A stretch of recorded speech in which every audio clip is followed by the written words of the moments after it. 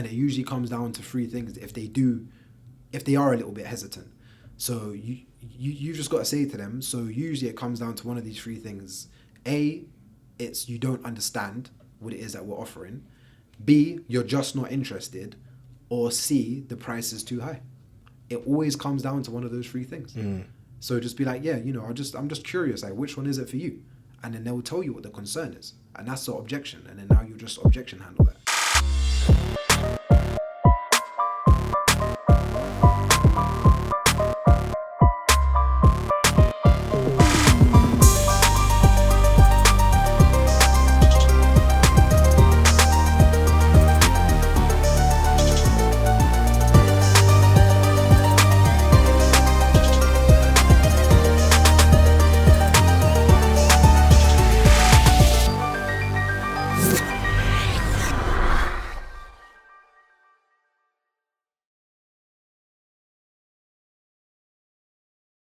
What's going on, people, and welcome back to the Blackprint, providing aspiring black entrepreneurs and business owners the blueprint to start your success story. I'm your host, Spainy, and today, I know I say this every week, guys, that I'm joined by a special guest. That's because my guests are special. They're very special, in fact. But this guest right here, sat across the table from me, is a special guest, guys. Is a special guest. I've got Ryan Lord. I swear, I can't even say in the building because I'm in his building. Ryan Lord has invited me into his building, ladies and gentlemen. Hey, Ryan, what is going on, bro? Indeed. Yeah, no, thank you. It's a pleasure to be back on the podcast. Well, I'm glad you said that because some of the guys watching right now might be thinking, right, this guy looks familiar. Yeah. Ryan was episode 4 of season 1. We sat down 4 years ago in a podcast studio in East London. I remember that day was hectic. Do you remember that day? But we made it happen. That day was, I remember my initial podcast studio shagging me, calling me on the day when I was on my way up there talking about, they said something about COVID. Everyone has to go do COVID testing or something like that. And I was like, wait, so you've already just decided now when I'm on my way coming from South that everyone needs to go do COVID testing. Anyway, I remember telling you, you're like, no problem, where's the new location? Managed to obviously hit up that podcast studio in East. I think I picked you up from somewhere and we made our way there, recorded, and ended up having to go all the way back to South to East. We spent a lot of time together that day anyway. And that was fun. It was. And we just spent about an hour just chatting before we actually hit record on these microphones. So yeah, it's always good to be in your presence and to chop it up with you, man. So I'm glad that we can part 2 this. But for those that are thinking, what's going on? How comes you're back on the podcast then?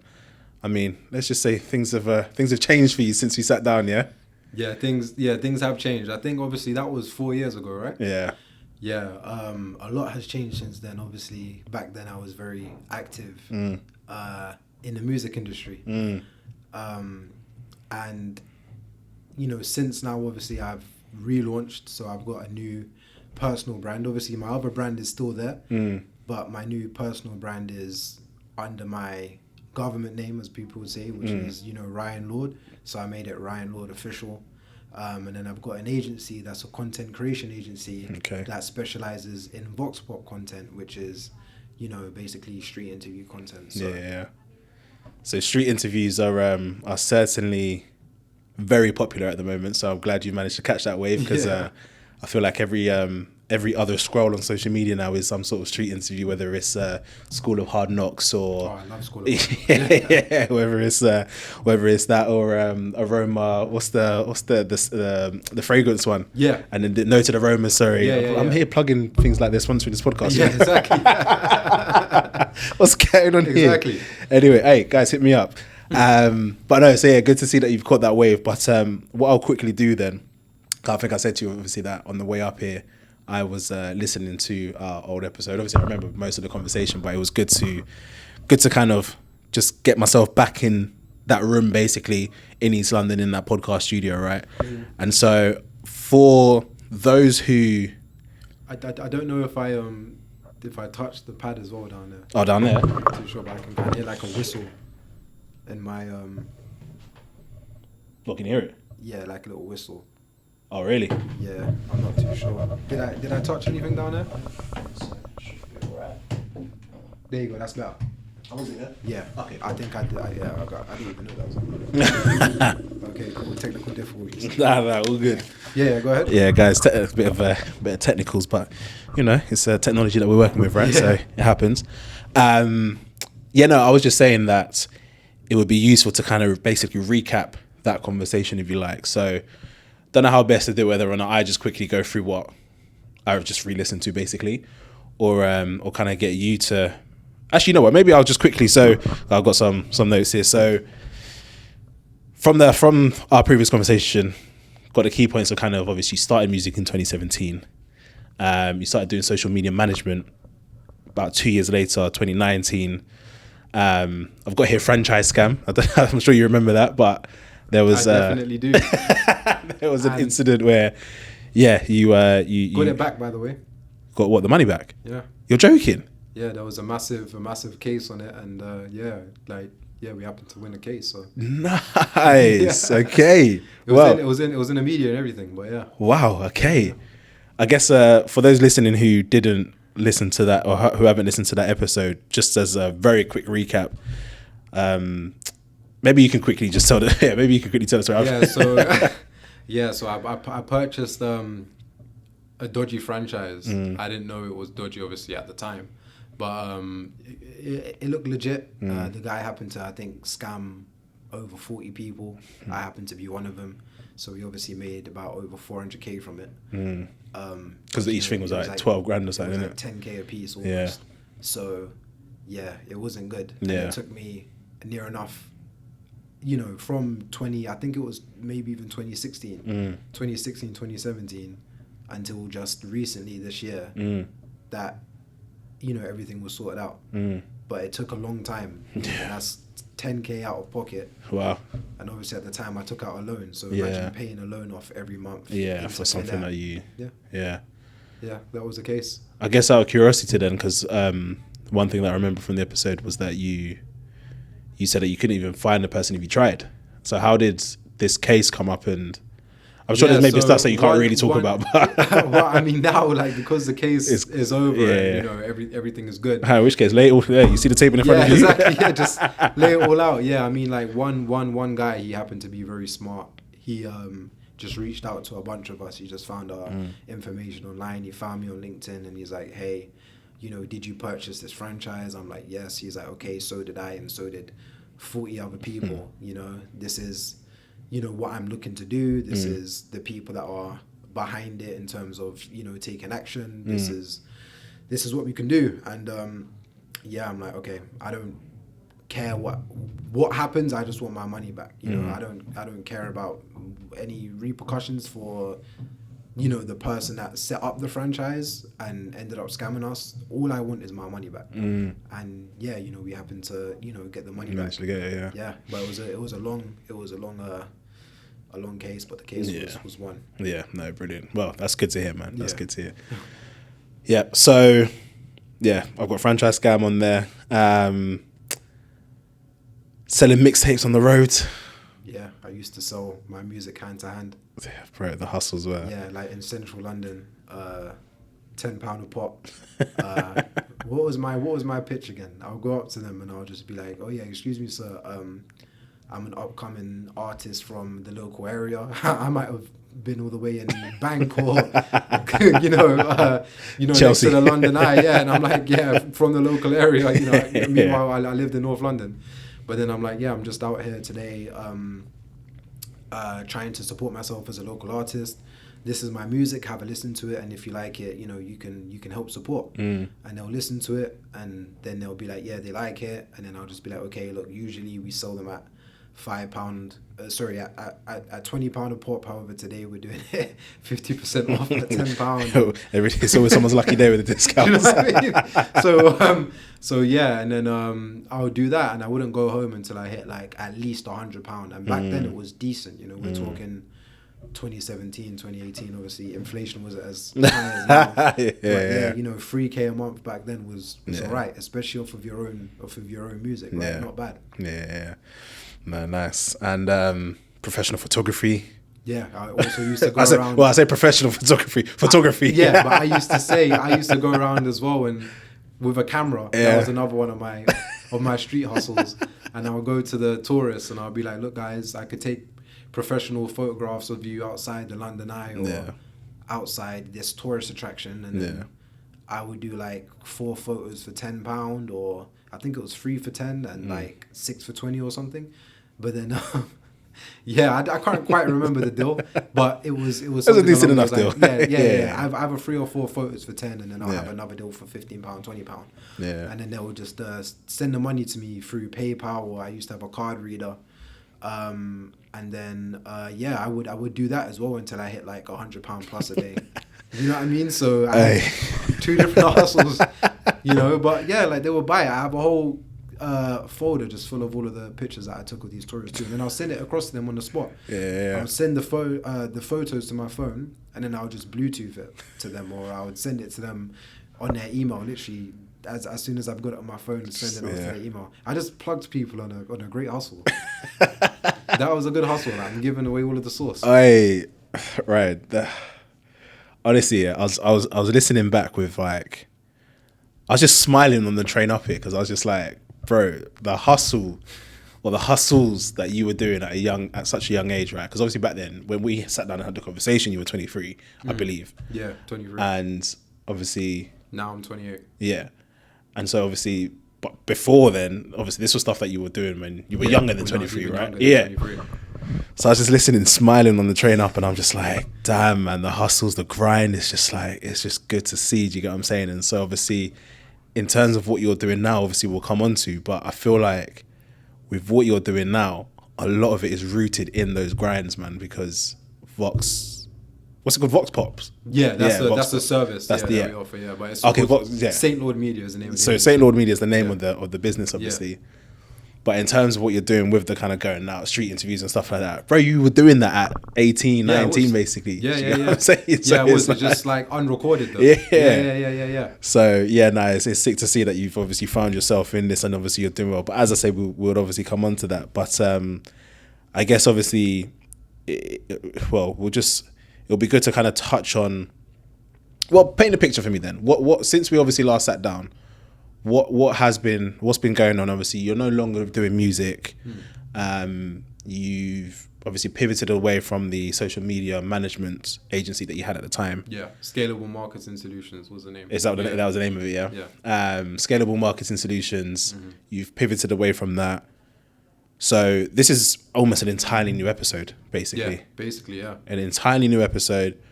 So paint a picture for me then. What has been going on since we last sat down and spoke? Yeah, a lot really, because even between all of that, I also used to have many different jobs. I'm not too sure if I spoke about it on the last podcast, but I have a background in sales, so I've worked for over 12 different companies in corporate sales. So I was like a sales manager, business development manager, sales development representative, which is like a SDR. So you're like booking appointments for the account managers and account directors. I've done it all. So I've worked for like startup companies, Fortune 500 global companies. Just all in sales. So I took that same practice and knowledge from sales and I just applied it to everything else, because I started off in sales from the age of 18. So my very first job was in Nando's, right? At 18. I think 19 I started off in sales, but I was 18 working in Nando's, and I met a guy called Bamo. I always talk about Bamo, so shout out Bamo. He was a uni lecturer, and he's done many different things, and he's doing great things now until this day. But he came and he was like, hey, look, like, no offense, but you're better than cleaning tables, you know? He's like, I just love your charisma, your energy, you are great with the customers, you're great with me, you put a smile on everybody's face, you know, you just have a really good character. So he's like, you'll be great at sales. So he's one that kind of helped me with my CV, and he told me to read a book called Think and Grow Rich by Napoleon Hill, and that completely changed my mindset. And he got me my first role. He helped me get my first role in sales. So I was working in Aldgate East for a gas and electric utility company. And that's how I got my first foot in the door doing sales over the phone, you know, like cold calls and taking some warm inbound leads. But I just had that experience just talking with customers and selling basically. And I just learned the art and the psychology of persuasion, which is sales. And I then went on to work at many other different companies, but I've never really had the longest stint at companies just because I've always been super entrepreneurial. You know, I've always wanted to just do things on my own terms and, you know, work for myself, even though we're working for our clients or our customers. But I just wanted to have my own autonomy, and I wanted to kind of do things my way and give other people opportunity. And even now, like, when I give people opportunity, I always tell them, like, I'm not your boss. I've never liked the term that somebody's boss, right? You know, like, God is everybody's boss. Like, nobody's a boss of you, nobody's a boss of me, nobody's a boss of him or her, right? You might be a manager or a leader or a director of a company, but I just don't like the term boss. Yeah. Because with that comes a certain attitude. Yeah. Right? So even now when I give people opportunities, I'm like, we're all on the same playing ground. We're just all trying to make a living for ourselves. And we're just working collectively as a team. I've never liked the hierarchy thing and the titles. Because what is a title? Anyone can go on Company's House today, register a business and say, I'm a CEO, you know, I'm a director. You know, it's, you know, like, what is a title? Titles are irrelevant. So I'm like, look, we're all on the same playing ground. We're just all trying to make a living for each other. Let's just work together. Let's just work hard. But there's no need to, you know, see me as I'm all the way up here or to see this person as they're all the way up. We're all on the same playing ground. We're just trying to make a living in life as everybody else is. No, brilliant. And so the music side of things then, why has that come to an end? Because you have to focus on one thing in life. Like, if you want something to be truly successful, it's like, if I had 3 glasses here and I had a bottle, it's like I can only fill those glasses up so much, right? From what comes in that bottle, I can't fill each glass up 100%. And that's what it's like often when you juggle multiple different things at one time. But running a brand as an artist is a full-time job. It's a full-time job. At the time, I had no management, no record label, nothing. No team. It was just all me. But yeah, I managed to achieve so much in the industry. And that's why I give myself props. And as you should. Yeah, you know, I give myself props. I was doing the directing of the music videos. I was organizing, you know, my artwork. I was organizing the distributions of my singles, my albums. I was organizing studio for myself. I was organizing my own tours, like radio runs, but also shows and headline shows and everything by myself, like no team. Yeah, I might have reached out to graphic designers to help with the graphics of the singles or the albums, or I might have reached out to a videographer to come and do the video, but, you know, that's me reaching out to them, right? It's still me managing and taking control of that whole process. So I'm like, you know, it just kind of links to what I'm doing now in terms of being a creative. So I'm still a creative, but I'm just a creative in a different industry, in a different direction, right? So yeah, and it's like, it's difficult to make money as an independent artist, you know. Spotify pays you 0.004 pence per stream. You know, 1,000 streams, that's like what £4 or something. Like, it's not enough. 0.0. It's like £4, and 10,000 is about £40. Like, come on. Yeah. You know, I was making more money selling my music hand to hand. You know, I can sell an album for £10 a pop, right? But it's like, I wanted, like, once I started reading more books, I understood the power of scalability. Me as an artist, I can only be in so many places at one time. If I'm sick today and I had a show, the show's over, right? I have to refund all of the tickets. I can only be in so many places at one time. Whereas if I have an agency and I have a team, you know, if I have a client and we have a shoot today, you know, it doesn't require me to be there. I can get another creator to show up and to do the shoot. I can get a videographer to show up and to do the shoot. It doesn't require me to be there. But if I'm the artist, it would require me to be there at that show or whatever else. So I was thinking about it from like a scalable aspect, but also it's just, yeah, you know, the money just wasn't right. And in life, everything has to make sense. And of course, as I said, I happen to support myself, like through working numerous jobs or through selling my photography services outside or like my music hand to hand. But again, it just wasn't scalable. You know, it wasn't scalable. Yeah. And also, I'm still doing what I'm passionate about, which is just being a creative and creating content, but I'm doing it for businesses and for brands. Yeah. Which gives me satisfaction as well to see other brands go from point A to point Z. Yeah.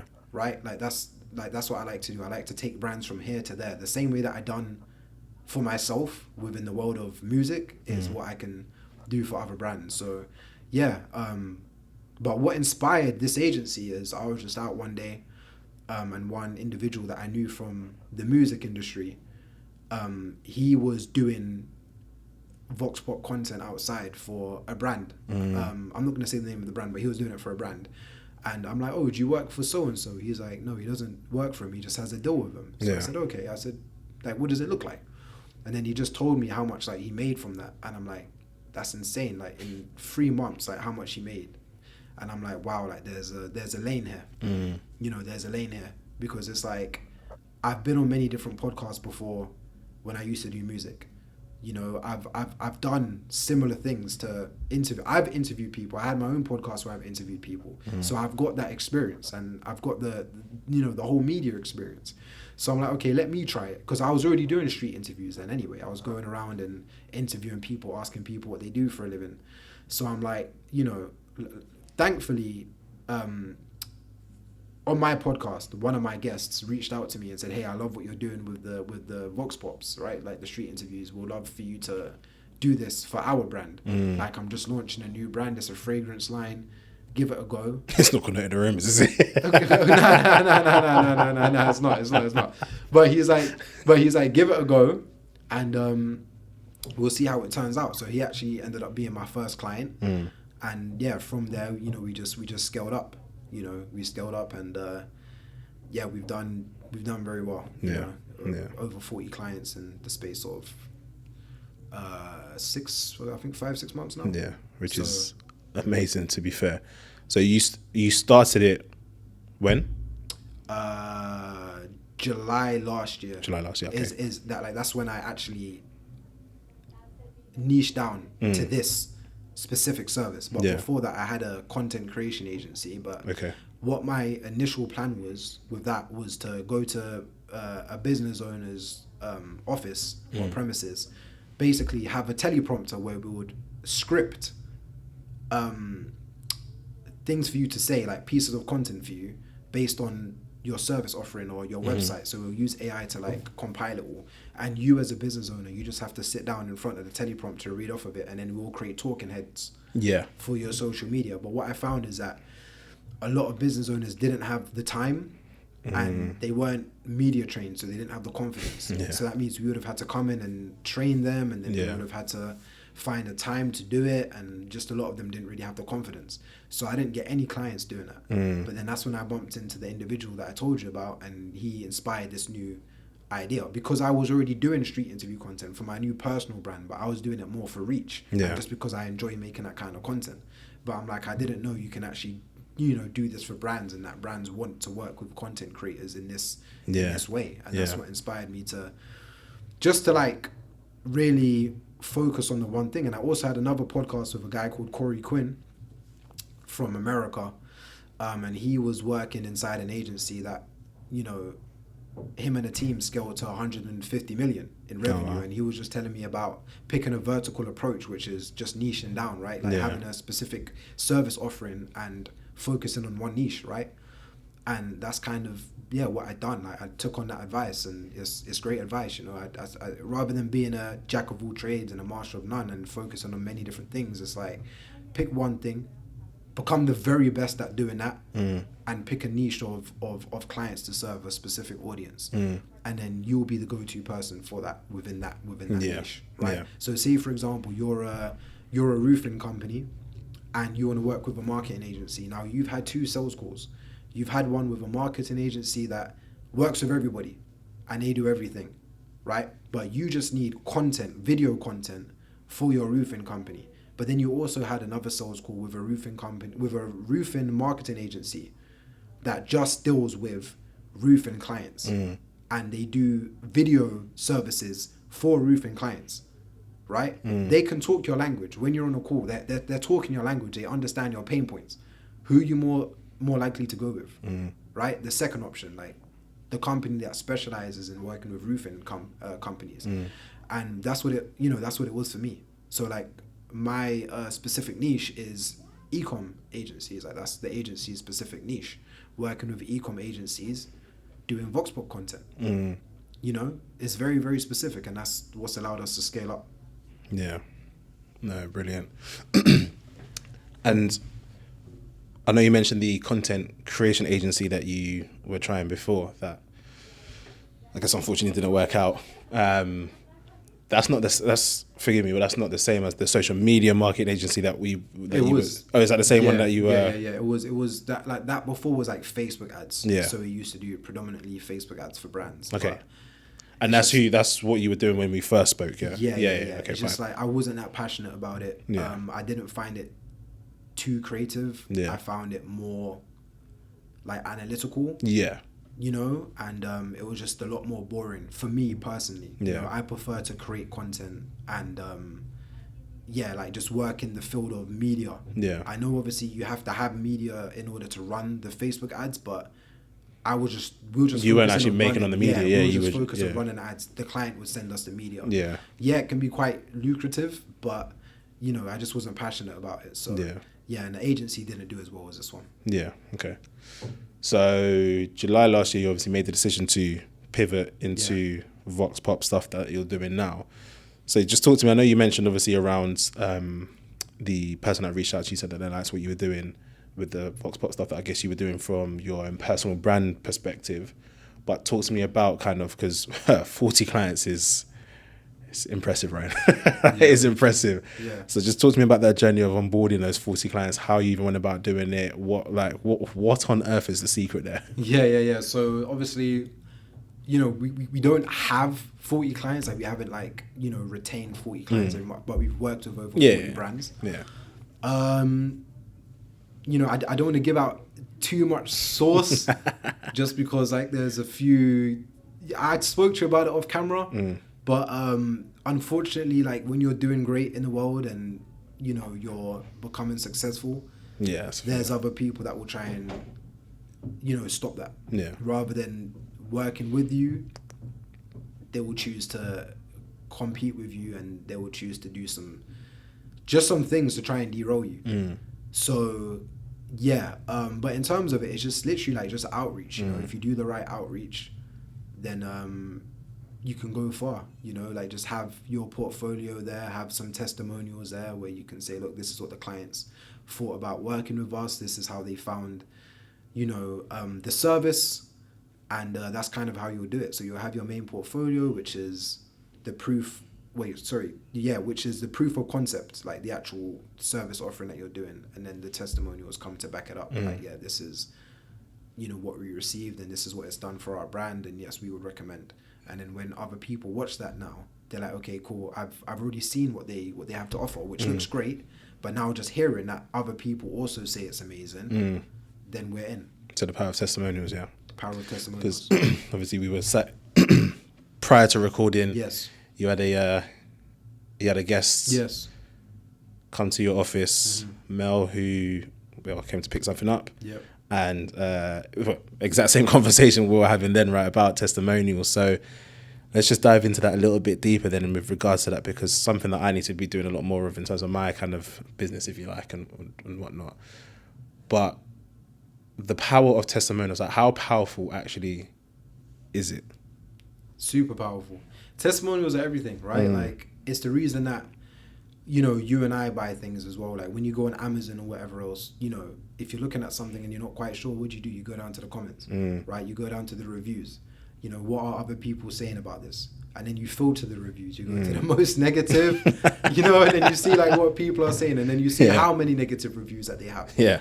And then if you're like, oh, this is rated 2.5 star, I'm not too sure. Whereas this product is rated 5 star and everyone's saying that this product is amazing, there might be 1 or 2 bad reviews, you know, it's expected. But if the vast majority is saying it's great, then I'm going to go with it. And 9 times out of 10, you know, the product ends up being great. But if you'd have went with the 2.5 star one, you know, then you'll probably be joining the rest of the reviewers saying that this thing, isn't so good. Yeah. So yeah, testimonials is everything, you know. And so how do you recommend? So I'm thinking audience listening Yeah. to this, for example, who haven't thought about testimonials in the Yeah. past, or that as a way of kind of client acquisition, if you like. How do you go about approaching that conversation? Because I can imagine some people might be even nervous. Because even Mel that I was here earlier, Yeah. she was not necessarily apprehensive about it, but it came across like it was. Because I think what did she say? She said that she. I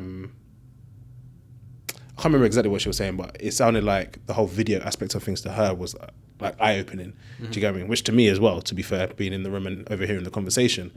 So what's your kind of advice to people when it comes to testimonials from clients that they've worked with in the past and stuff like that? I would say that if you have a business that you're just very first starting out and you don't have any proof of concept yet, just contact some brands and just be like, hey, you know, can I do some, you know, like, yeah, like, can I do some free work for you? And then like, you know, do some work for the brand and then ask the brand to give you a testimonial, you know, and build it up that way.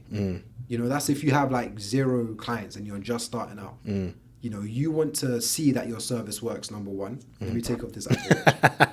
I don't want you guys to be reading what's on the Apple Watch. But yeah, you know, like, yeah, so number one is, yeah, Free you know, work, you you're want saying. to, right. So you want to make sure that there's proof of concept there and that your service does actually work. And then the client is getting something for free, right? So, you know, they haven't really got much to lose by giving you the opportunity and giving you the chance. They turn around and love it. You get a testimonial from it. They get great work. Now, if they want more work, that's when you could say, hey, I know we've done this for you for free. However, this is how much it costs. But because you're our first client, here's 50% off of our services or whatever else. And then you can have them on board as a first client. And then you can ask them for a recommendation, you know, a referral. To somebody else. Just like, hey, do you know anyone else that would benefit from our service too? You know, and then you can sort them out with like a referral fee or maybe like a 3 days worth of content for anyone that they refer. You have to give to receive, but give them an incentive to actually make that referral. And then now that's another client. So let's say, for example, your first client is worth, I don't know. So you done the video for free, you got the testimonial, and then you're like, okay, if you want more of this, we can do it at 50% off. Let's say you were charging £1,000, £500. If you can refer somebody to us, we would give you a cash incentive or do a 3 days worth of content. So let's say that they refer their friend to you. You can say, hey, thanks for referring. Here's £250. So now you've just profited £750 from that referral. And then you've already got that testimonial from their friend. And then now you do that service for them, then you get a testimonial for them, and then you go around and you ask them to give you a referral, and then you give them a cash incentive, or a 3 day of content, and that's kind of how you can scale up just from word of mouth. But now you have leverage because now you've got 2 testimonials that you can use, right, and 2 brands that you can add to your portfolio. So now even doing cold outreach, hey, this is what we've done for so and so, this is what they thought about it. We'll love to do it for you.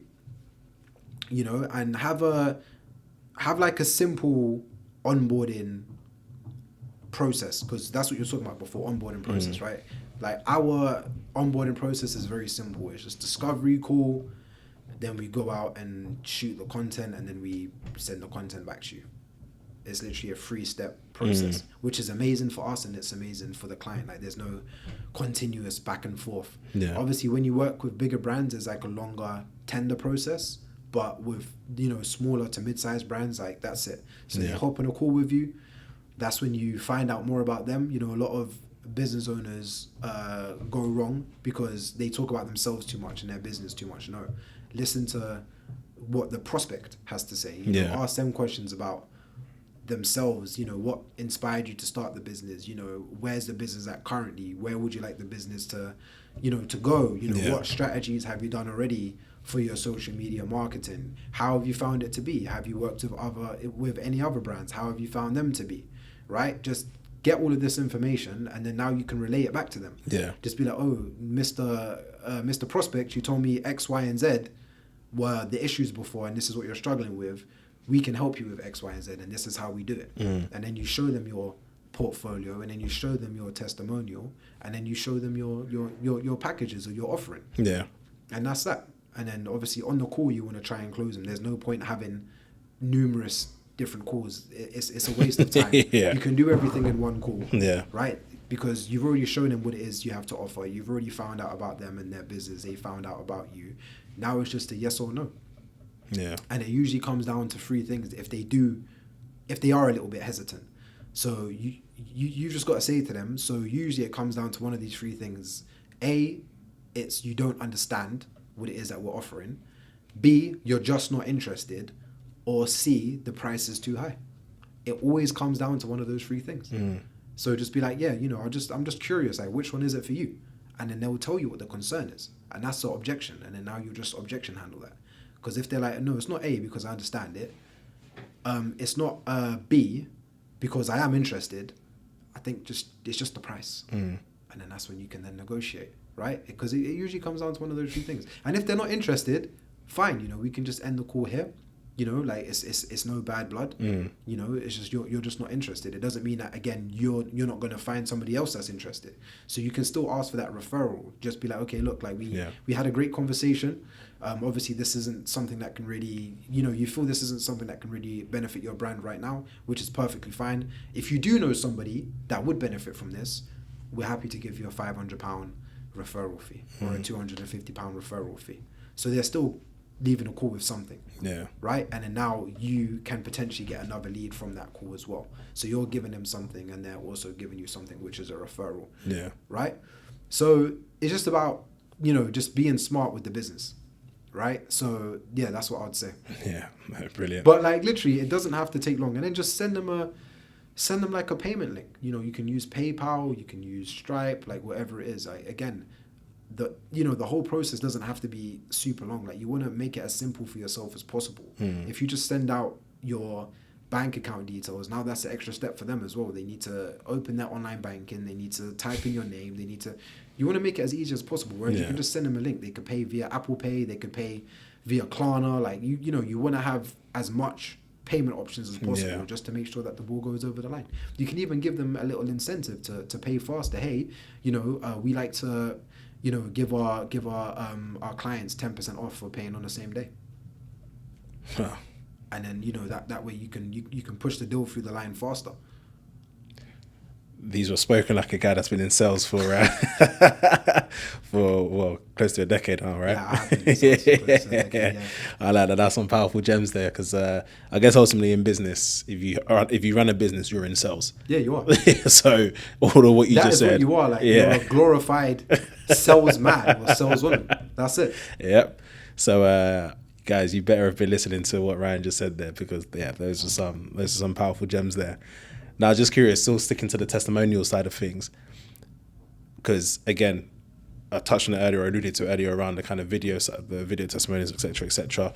Why were you saying earlier? So for context for the people listening who obviously weren't in the room at the time, but there was three of us in the room. Conversation was being had around testimonials, and Ryan was basically saying that video testimonials are great to get.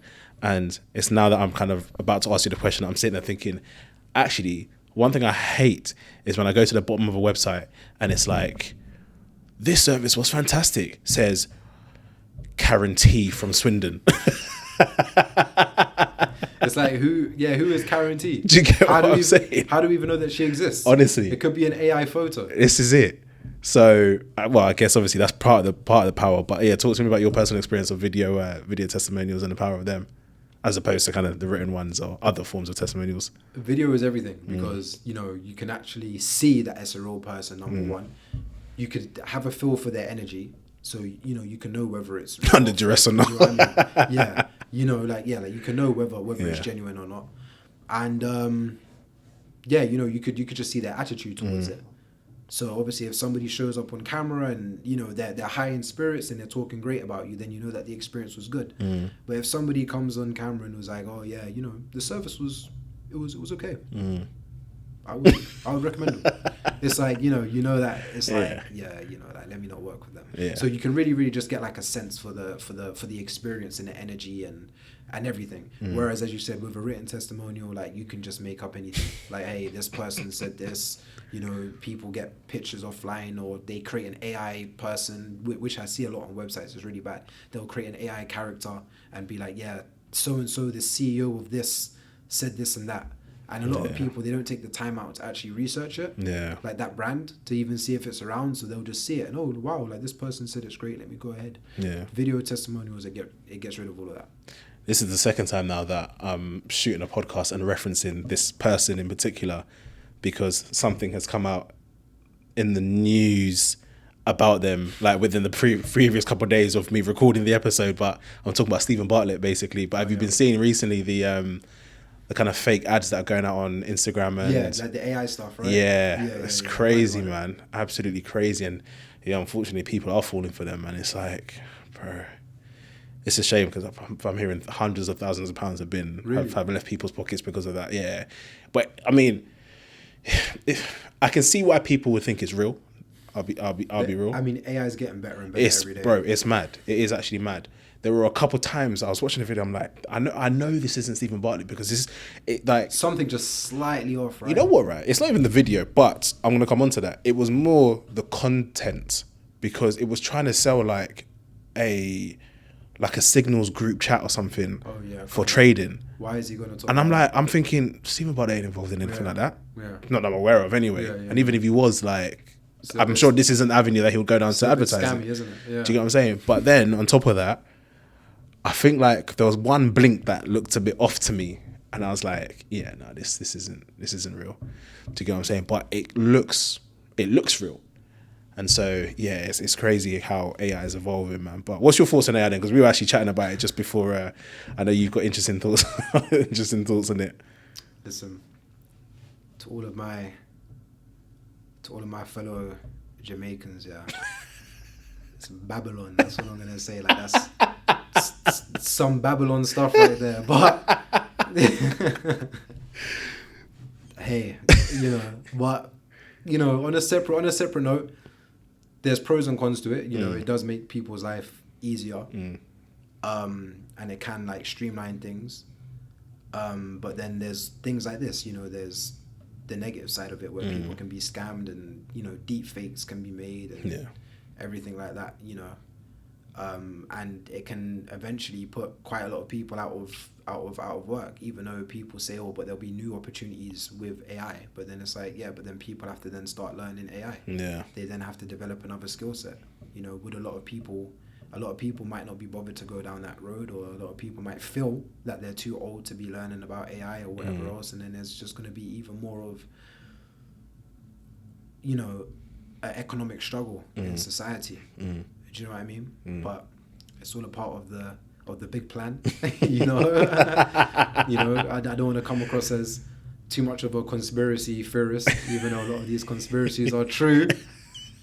But yeah, guys, you guys should read a book called Committee of 300. Read that book, and Behold a Pale Horse as well. Read that book too. Okay. I've got a ton of books to give you guys. Yeah, I'm gonna give you guys that. Yeah, listen to some David Icke as well. David, you mentioned him earlier, actually. Yeah. Now, obviously, I know you've just given your 2 cents there on AI, but you must be using it. How are you leveraging AI? Yeah. Like we use AI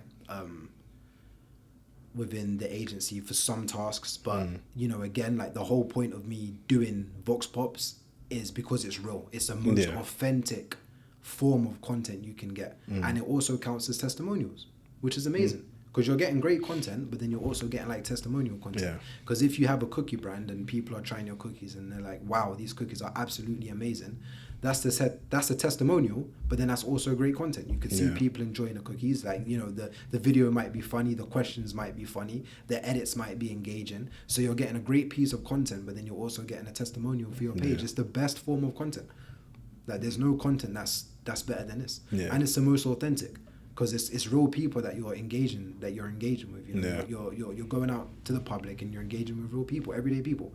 Like, I don't know these people from a can of paint, but but I meet someone out and about, and I get them on a video, and I get them to try a product or to talk about a service, and that's it. It's amazing for the brand. Yeah. Now I know Vox Pop is, as we touched on at the start of the conversation, is it's massive now. It's pretty, as I said, it's every other scroll on Yeah. social media for me right now. But out of curiosity, why would a brand necessarily need an agency like yours? Like, why can't they just get send somebody out, one of their employees out to go and make a video? I mean, they could, but again, it's skill, and then again, it's talent. There's so many of these vox pops that I see, you know, these street interviews, and it's like the host's energy just, you know, it's all the way down here. Yeah, when it needs to be. Their charisma is down here, so people just scroll past. Yeah. Even the edits aren't right. You know, like they're not, you know, capturing people within the first couple seconds. Like the edits aren't snappy enough. Yeah. The subtitles are boring. You know, so you know, like all of this stuff matters. Yeah. Right. Like the edit is just as important as, you know, the content itself. Yeah. Right. The edits are super important. So if you don't have that skill, and if you don't have that energy and that charisma as an individual, then yeah, good luck trying to create amazing content that converts. You know? Yeah. And that's why loads of brands, you know, end up, you know, like coming to us is because of that factor. But also the quality. Yeah. You know, like what camera equipment are you using? What mics are you using? What does your post-production look like? Are you cleaning up the audio? Or can we hear the train in the background? You know, and do you know what I mean? And can we hear other people's conversation in the background? Right? Yeah. Like, you know, it's all of this stuff. Yeah. The ISO, is the ISO right? Or are all of the colors blown up? Right? Like, what does your post-production look like? All of this stuff is important. Yeah. And, you know, that's what we specialize in. Nice. I feel attacked though, because Go ahead. we were talking about how non-soundproof these walls are in this place. I'm sure the mic has caught some of the ladies next door's conversation. And yeah, but you can edit it out post-production. On CapCut now, there's things that you can, like, there's AI that you can use that can edit the whole sound. Yeah. I have to look into that still. You should look at CapCut. It can edit the whole. There's probably other softwares that can do this, but I know CapCut for sure. It's something that I personally use. Yeah. But there's AI that can completely clean up your audio. Yeah. Yeah. Yeah. Of course, I mean, other editing platforms Probably are available. Yeah. Because CapCut ain't sponsoring this advert. Yeah, exactly. This podcast, sorry. Shout out to CapCut though. Hopefully they do one day. Hey, I want to cut that out. Too. What's going on here? I want to cut that bit out. They're not sponsoring. I'm about to shout them out. No, I'm joking, guys. In all seriousness, I actually do use CapCut I actually use it to. So I use Final Cut. You can be an affiliate for them too. A lot of these programs, they have an affiliate. How does that work? They have an affiliate program. So you just sign up as an affiliate. They give you a link, and then when you recommend it to other people and people sign up using it, you get a commission. Oh, so yeah, I get affiliate income from quite a few of these softwares. No wonder you're there plugging CapCut on my team. I can plug away. I'll leave the link below to me. So if you send me the link, I'll put it in the description. I think most people probably have CapCut by now, but yeah. No, I spoke to someone the other day who had to put on. Funny enough, I had to put. Actually, I'll put the link in after I put this. Yeah, exactly. Yeah, exactly. No, I'm joking. But no, in all seriousness, I actually do use CapCut, to be fair. I use Final Cut to edit the long form of the podcast, and then I use CapCut to, well, that's not true. I use Final Cut to edit the short form. Yeah, so nice. I think you pressed I think you might have. Yeah, some technical difficulties, guys, but we're back on. We're back. I was saying I use CapCut I use Final Cut Pro for the long form. And to be fair, I edit the video of the short form in Final Cut, but then I move it over to CapCut to then add the captions and all that, just the logos and all that type of stuff. The captions is the best thing for me for CapCut. Yeah, it's worth paying £8 a month just for the caption. Well, they're cheeky because they moved it to the premium thing, because it used to be free and you can only get certain templates or certain styles of captions within the free thing. And then they moved it so captions full stop. We're in the premium thing. I'm gonna share something else with you afterwards where you can there's this AI editing software where you can put a whole podcast in there and it will edit it all for you. It will do all of the captions for you and everything. Opus Clips. Yeah, you know about it. I do know about it. Go ahead. I do know about it. All right, cool. So look, I think one thing with you that I was very impressed by in our first conversation is obviously 23 years old at the time, and look, you're clearly wise. You're clearly wise beyond your years. Obviously, you do a lot of reading. Yes. You're a sponge for knowledge and whatnot, right? So I'm just curious as to kind of some of the lessons that you've learned over the last 4 years or 5 years, however long it's been since our last conversation. Curious as to the lessons learned and kind of takeaways from some of the things that have been going on? Yeah, that's a great question. I've learned too many lessons. We'll be here all day if I told you all of them. But I would say you just have to really believe in yourself. You know, a lot of the time people look for outside validation, but really, really believe in yourself, and consistency is everything. I think that's probably like the biggest gem when it comes to like words of wisdom, is that it's just all about consistency, right? Like if you become 1% better every day, by the end of the year you're 365% better, right? So it's just showing up every day and just, you know, putting the work in. Like there's no other, like say for example, if me and you wanted to bulk up, there's no other way that we're gonna bulk up unless we put the work in, you know, unless we go to the gym or we physically work out. There's no other way that we're gonna bulk up. That's the only way, right? And if we start to bulk up but we want to get bigger, we just have to keep doing it. But then the second that we stop doing that same exercise, we can then start to lose some of that muscle. It's the same thing with business. The second that you stop, you can, you know, your cash flow can start going down, you know. But the more that you do, the more reps that you do, like the more clients you will attain, the better that you'll become at doing your at doing the service that you're doing. You know, it's just about putting in the reps. So that's what I'd say. Like consistency, you know, it beats talent. Yeah. You know, and that's what I'll say as well. Is just like actually be passionate about what it is that you're doing, because there's so much things that you can do because you can make good money in it. I'm pretty sure you've tried to launch ventures before because you heard you can make great money in it, but then it's just like you're just not passionate about it. So there's only so far you can go. Like for me anyway, I have to be passionate about what I'm doing. You know, it has to pass the duvet test, is what they say. So, you know, as in to get out of bed for it. You have to want to get out of bed for it, right? So for me, what I do passes the duvet test. That's something that I learned at one company that I used to work at, actually. They used to say, you know, it has to pass the duvet test working here. Like you have to want to get out of bed to come here. Yeah. So like that's the same thing, you know, like it has to drive you, and you have to get fulfillment from doing it. Like I get fulfillment from serving brands, from working with brands, from making good content for brands, but then I also get fulfillment talking to people. I love talking to people because I'm generally interested in people. And to be good at this, you have to generally be interested in people. And that's how you could see as well if an interviewer is good or a host is good by their level of interest in people. If they're just doing it for themselves and their own, you know, gratification, you know, like you could see that, right? And that's why like a lot of these interviews that I was talking about before that aren't so good is because the individual is not generally interested in people. They're just doing it because they want to big themselves up. Do you know what I mean? Like they want to make their platform bigger by using people. But there's only so far, again, you can get with that because people see it's not really genuine. Yeah. Whereas the School of Hard Knocks, you can tell he generally loves talking to these multi-millionaires and these business owners. Like he generally loves doing it. And he's like a sponge. Like he wants to learn from these people, right? And it comes across in his content, right? And you know that's what I'm saying, that you have to generally just love what you're doing and have a true spot for it in your heart. What's next then? What's on the horizon for Ryan Lord and Saint Lord Media? And for me, it's just to keep going. It's to grow the agency, but then also to grow the personal brand. So to do more interviews, but then I want to kind of get into a space where I could do more coaching, but running an agency right now and still trying to, you know, run the personal brand and serve clients. Like, you know, there's only so much that you can do within a day. Yeah. There's only so much attention that you could provide to one thing. But eventually, like I do want to have a community, like an online community where, you know, I offer coaching and courses like that will come. Like it's been, you know, a dream of mine for a long time. Alongside this.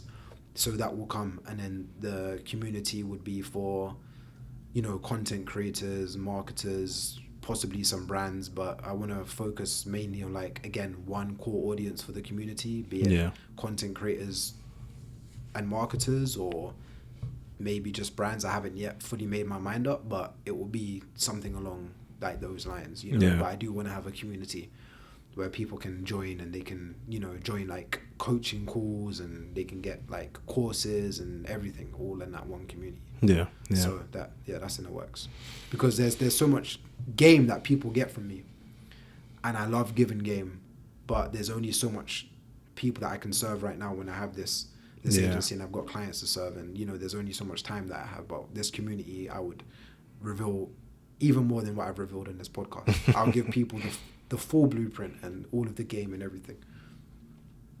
That's meant to be impossible because you were meant to have done that on this podcast, but I'll let you. Yeah, I was saying as well, like another thing that I learned is just to, you know, like with time, I know we've already kind of covered it a little bit in this podcast, but you know, just kind of try and keep some things to yourself. Yeah. I know it's hard, and like for me, I love to motivate people and inspire people. That's why I love sharing what I do. But unfortunately, you can't share everything, because there are some bad characters out there. There's some bad apples out there, you know, like which we spoke about off the podcast. Yeah. So I would say, yeah, you know, it's a shame. It really is a shame that things are like that. But, you know, sometimes they say a private life is a happy life, right? You know, but unfortunately in this game, in this world, especially if you want to become an online personality, or if you want to become an influencer, or just a big content creator, or, you know, if you want to become an entrepreneur that is inspiring people and that, you know, can touch a lot of people, then you need to, you know, obviously be online a lot, but just don't showcase completely everything. Maybe just give a piece of the pie a bit, you know, a bit at a time, rather than just revealing the whole pie straight away. Yeah. Right? Because there are some bad apples out there, and there are people that would do weird things. And I have another friend as well that told me about his ecom. He had an ecom brand, and he was doing great things with the ecom brand. And the second that he went to an event and he started telling people about it, things just started going wrong with his ecom brand. But he was making really, really good money, and all of a sudden, you know, he's like, they done something. He's like, I don't know what they done, but they done something behind the scenes that just completely messed up my brand, and then he's just stopped getting sales. Wow. So he's like, yeah, you know, there's a lot of haters out there and bad apples. So that's what I would say. Yeah, just be wary. But it doesn't mean be wary, but don't be scary. You know, like don't be scared. Like, but you know, like be a little bit aware. Yeah. But don't let it like stop you, because that's the whole objective of what people are trying to do when they try and do weird things. Like they're trying to stop you. Don't let it stop you, but yeah, like just be strategic with it. Yeah. Okay. Now, as I said, I was listening to our first chat on the way up here. I don't think I asked you this question at the time. Go on. But what does success look like to you? I think you did. Did I? Okay, maybe. I think I remember, but because basically as I hit the end of the episode, I was just as I arrived, right? So I was trying to work my way around the building and stuff like that. So maybe but I was distracted. But yeah, sorry, go on. Yeah, to me it's just financial freedom. I would say, just being free. Even me, you know, wanting to like work for myself or, you know, just do my own thing, do my own venture, is to have that freedom, right? So that's success to me. Success to me is freedom. If I had to sum it up in one word, yeah, freedom. But being financially free to the point where you don't always have to trade your time for money, but also having the freedom of choice, you know, not being stuck in a dead-end job that you don't like, or doing things because you feel you have to put money on the table, right? Like that, you know, that's not life, right? So that's what I'll say freedom. That's what I'll say success is to me. It's not about the Rolls Royces and the mansions, even though that would be nice. But you know, it's not about that. And at the same time, I was watching an interview with I can't remember what company he's from, but he's a founder of a massive company. I'm not too sure if it's Oracle. Don't quote me. But he was basically saying that you know, basically less is more, right? And he doesn't own a lot of assets because of that, right? He doesn't own a lot of collateral, a lot of stuff, because you kind of become owned by that thing, right? And that's kind of how it is for me, you know, like even when you know, like when you have like a car, it's like you got car insurance, you got petrol, your wheel pops, you know, your tire pops, you then got to replace that, you know, and it's like, there's so much different things. Whereas if you don't have a car, you don't have that headache. But even when it's just sitting out on a drive, it's then collecting dirt, you then got to go and clean it, and it's just so much maintenance just from having a car. Let alone if you have a mortgage as well, you then got to think about how can I pay off this mortgage, you know, like am I making enough money each month to pay that off, and then I've got to provide myself food, but then something can happen to the roof of your house that you now got to fix. There's like so much different things that come with just owning things, that sometimes less is more, you know, like it's better to kind of just like own less and have more, just, you know, just have more freedom, you know, have more and almost clarity, I guess. Yeah, it's clarity. Like, just have the money behind you in the background to do the things that you enjoy doing in life. Yeah. By owning less, you know. So there is a part of me, because I'm a super minimalistic guy. Like, even at the moment, in my room, you say just a bed. I mean, I love it to be like that. But, you know, I like to think, and I feel like when there's too much clutter, I can't think. But at the moment, I mean, like my room from a young age, I think I've got like slight OCD, but it's always been like a museum. It's like it looks like nobody has been in there, right? Like everything is always pristine. Even the way that I do the bed, I make sure there's not a single crease in it. That's just the type of individual that I am. If there's something down on the desk, it has to be straight. It can't be slanted slightly, right? I'm like, I've just always been like that all my life. Yeah, right? You gotta like, you know? Maybe just... Not so much anywhere else, but like in my own space, it has to be like that. So, yeah, for me, like it's important just to like, you know, have that clarity. And I feel like when there's too much stuff, again, it's just an extra stress for me. So like even the other day, like I was just cleaning out things that I no longer, even some of the things that it's like, I might use that, but am I using it now?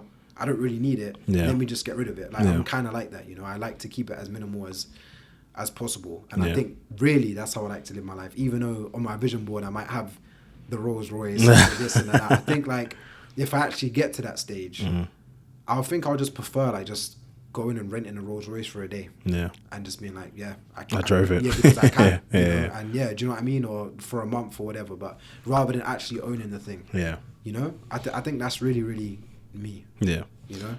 What's interesting is, and why I actually started smiling as you were answering, is because that is very consistent, almost to the T, almost word for word, in terms of the mindset around less is more, etc., and what you were saying around even the car analogy. You said that in the last episode. Oh, did I? Yeah. Oh, that's crazy. Look at that. Wow. See, it goes to show, right? So you're really living. You're really I'm true to what I say. Yeah. No, that's brilliant. Cool. Now, and it's about how people remember you as well. Remember that, like people aren't gonna necessarily say, "Oh, he was great because he's a guy that had the Rolls Royce, or he's a guy that had the mansion." It's about, how did that person make me feel? Like, how did they change my life? And for me, that's what it's about. Because the highest human act you can do is to inspire somebody. Yeah. So, go ahead. Facts. Now, I was going to ask you my last question. You've referenced maybe 3 so far, but I'm going to have to challenge you to come up with a 4th and final one now then. Kind of the one book that as soon as this podcast ends, people should go and pick up, buy, read, and just consume. I would say Think and Grow Rich, even though there's a lot of stigma around Napoleon Hill and like how he was a snake oil salesman. I would still say like there's just so much like gems in the book, just when it comes to mindset and self-belief and things like that. And he even talks on like a spiritual aspect, which is sexual transmutation, which is not using your sexual energy for that, like for the matter of sex, just using that same energy, especially as a man, and putting it into other things.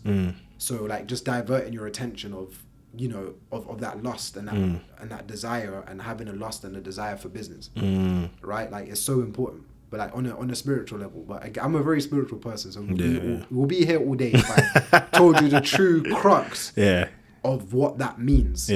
Right? And if I go into full detail, we'll be here all day. But it's so important just to maintain that energy, especially as a man, and to put it into the right thing. So Think and Grow Rich by Napoleon Hill was amazing. Another great book was Rich Dad Poor Dad. by Robert Kiyosaki. Like that, again, it changes your whole mindset and how you look at liabilities and assets, right? And again, people say things about him. People say he's a snake oil salesman. But again, you know, his book, though, like just in terms of the principles and the mindset, can do a lot for you. That's what. Oh yeah, and there's a great one called The Alchemist as well, and it's just all about like finding your why, right? Like it's a storybook, that one, but you know, the story would help you ask yourself questions, and it will inspire you to find your why. Yeah. So that's another great book. A lot of famous people and celebrities have spoken about The Alchemist and how it's led them to where they are today as well. So Nice. yeah, check out The Alchemist as well. That's what I'll say is like the ones that kind of stick out to me the most. Yeah. But I've read tons of different books. $100 million offers. $100 million offers by Alex Hormozy. You got $100 million leads. Like they're great books in terms of business strategy. But the others, I would say, start off with that if you're starting out. Think and Grow Rich by Napoleon Hill. Nice. Ryan. Well, your socials have definitely changed since we last spoke. It's Ryan Lord Official now. RyanLord Official. Ryan Lord Official. Nice. And from a business perspective as well, is that where people find you, or do you have one for? Oh yeah. Yeah. If you want to find anything that I do, or like if you want to find my agency, you'll just click the link in my bio. On Ryan Lord Official. On Ryan Lord Official, be it X, be it TikTok, be it Instagram, be it YouTube. Like it's the same link that I have in my bio, but the agency is Saint Lord Media, but you can find that directly through coming through my social media. Yeah, no, brilliant. Well, bro, it's been real.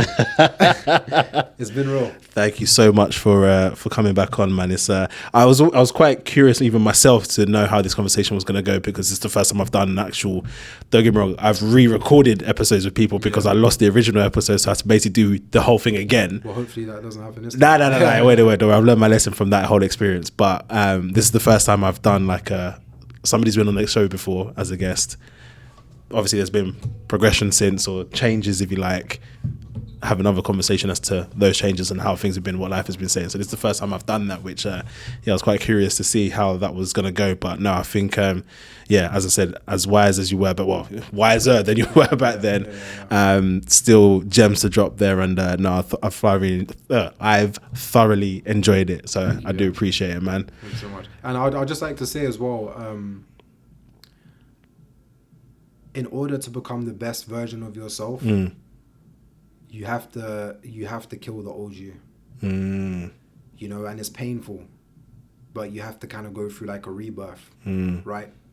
And that's what's painful. Like, you know, a lot of people don't ever become the best versions of themselves because they don't want to face that pain, because it's too much pain, because you have to change kind of everything that you know in general in life, but then you have to change a lot of habits that you used to do and that you're used to.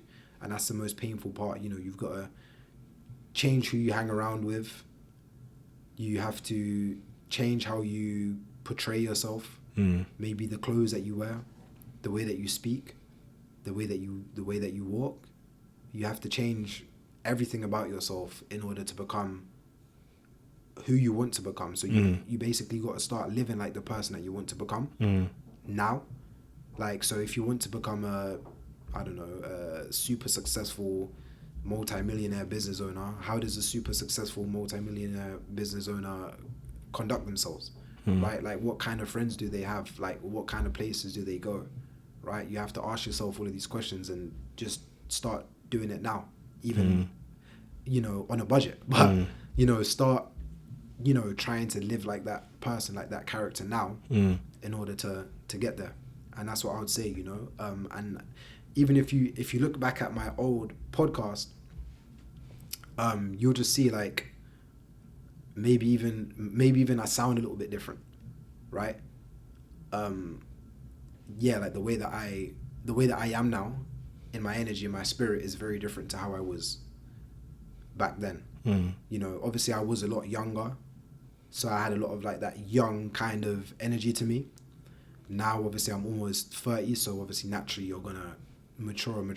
You mature each year, but there's still, like, there was a lot of me that I had to let go of in order to become this person I am today. And you know, you have to sacrifice something. You know, a lot of the time we hear about sacrifice, we always think about is some kind of satanic sacrifice. That's what I'm talking about. But you have to sacrifice. You have to sacrifice something that you love, like not as in a person, right? Don't sacrifice anybody that you love. But I'm talking about, you know, for me it was sacrificing that, you know, like the music. That was the one thing that I really, really loved.